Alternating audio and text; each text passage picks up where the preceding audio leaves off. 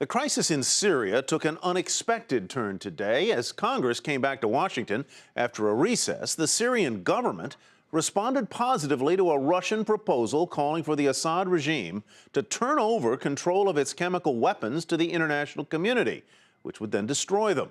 The White House said it would take a, quote, hard look at the idea. John Harwood joins us now from Washington. John, what can we expect to hear from the president when he addresses the nation tomorrow, especially in light of these new developments today?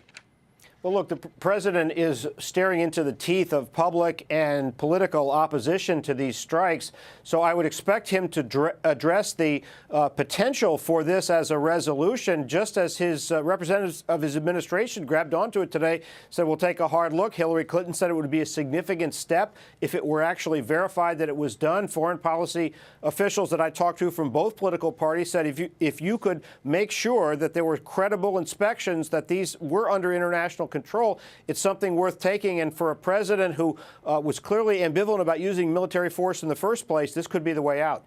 And does it change the fact that the vote, when it does come, is expected to be very, very tight indeed?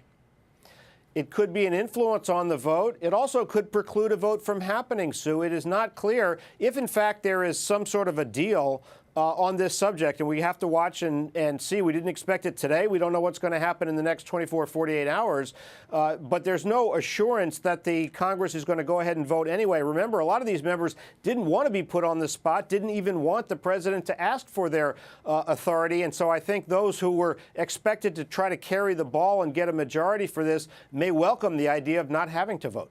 John, there is a lot of sort of moving parts in Washington these days. Obviously, first and foremost is Syria. But soon over the horizon comes the discussions on closing the government or extending funding for the government to operate. Where does that stand? Well, that's something they can't avoid voting on. The government runs out of money at the end of September.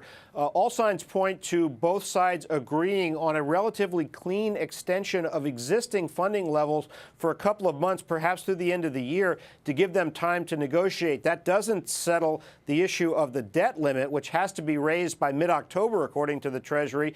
And exactly how that's going to be resolved, given Republicans' insistence that they need offsetting budget cuts, not clear at all at this point. All right, John Harwood reporting from Washington for us tonight. Thanks very much.